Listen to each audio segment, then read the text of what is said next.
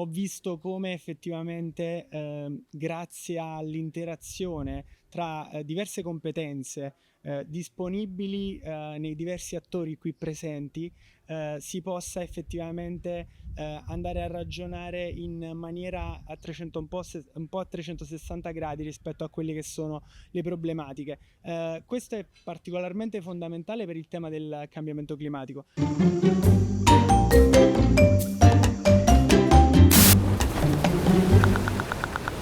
Ciao a tutti, mi chiamo Carolina Merighi e lavoro per il programma dell'ambiente delle Nazioni Unite e coordino vari progetti in giro per il mondo.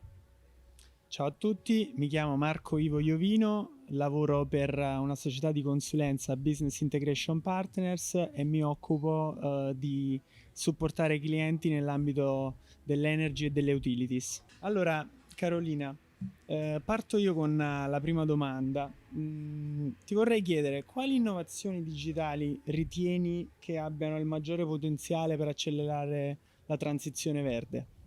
Grazie per la domanda Marco. Allora, le innovazioni digitali che secondo me hanno il maggior potenziale per accelerare la transizione verde sono quelle che mettono i dati al servizio della rete, dell'efficienza energetica, dalla flessibilità della rete all'inclusione energetica. In questo contesto, l'iniziativa Digital Demand Driven Electricity Network, finanziata dal Ministero dell'Ambiente e la Sicurezza Energetica, in collaborazione con l'Agenzia Internazionale dell'Energia e gestita dal Programma dell'Ambiente delle Nazioni Unite, è particolarmente rilevante. Nel senso che attraverso sensori, intelligenza artificiale e sistemi automatizzati, FreeDen consente ai sistemi elettrici di pensare, apprendere e agire in tempo reale. Questo significa ovviamente anticipare la domanda, ottimizzare le risorse rinnovabili e ridurre gli sprechi, soprattutto garantendo un accesso equo all'energia anche nelle aree più vulnerabili. Le tecnologie come i digital twin, la gestione intelligente della domanda e l'uso dei dati per migliorare la pianificazione urbana ed energetica sono strumenti chiave per la transizione verde efficace e giusta. Adesso Marco, è il mio turno e vorrei chiederti quali settori ritieni fondamentali per la decarbonizzazione. Grazie Carolina. Io ritengo, in parte l'hai detto anche tu nella risposta che hai appena dato, che il settore, diciamo, numero uno fondamentale per combattere e decarbonizzare e combattere contro il cambiamento climatico sia sicuramente il settore energetico.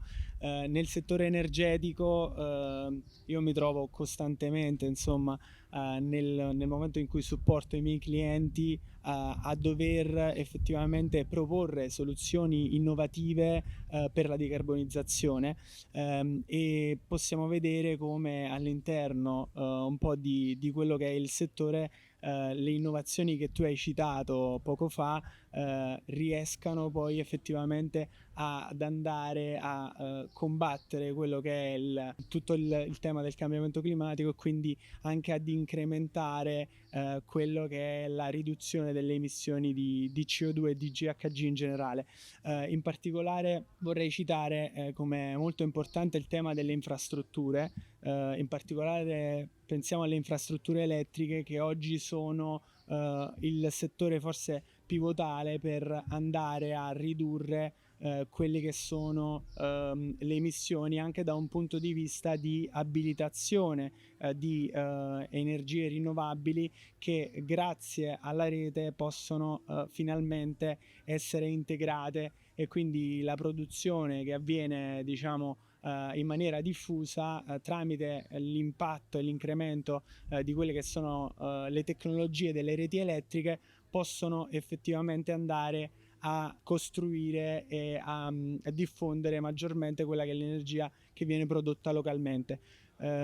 Su questo ritengo che sia, insomma, l'aspetto principale da andare a affrontare. Invece Carolina ti volevo chiedere una domanda, ecco, adesso un po' meno tecnica. Dal tuo punto di vista, se qualcosa è fatto per il futuro, cosa significa per te? Grazie, molto bella la domanda. Allora, penso che se qualcosa è fatto per il futuro, significa che è pensato con lungimiranza, con l'obiettivo di rispondere ai bisogni futuri senza compromettere quelli, delle generazioni future. Marco, invece volevo chiedere a te, come possiamo utilizzare il pensiero sistematico per affrontare le sfide climatiche complesse? Allora, guarda Carolina, ti ringrazio per la domanda. Noi in questi giorni che siamo qui all'interno di questo bellissimo evento, per cui ringrazio anche il CNG e la mia azienda BIP per avermi dato la possibilità di partecipare, ho visto come effettivamente grazie all'interazione tra diverse competenze disponibili nei diversi attori qui presenti, si possa effettivamente andare a ragionare in maniera a 300, un po' a 360 gradi rispetto a quelle che sono le problematiche. Questo è particolarmente fondamentale per il tema del cambiamento climatico. Grazie mille Marco. Grazie a te Carolina. Here's working Together for our future. Woo!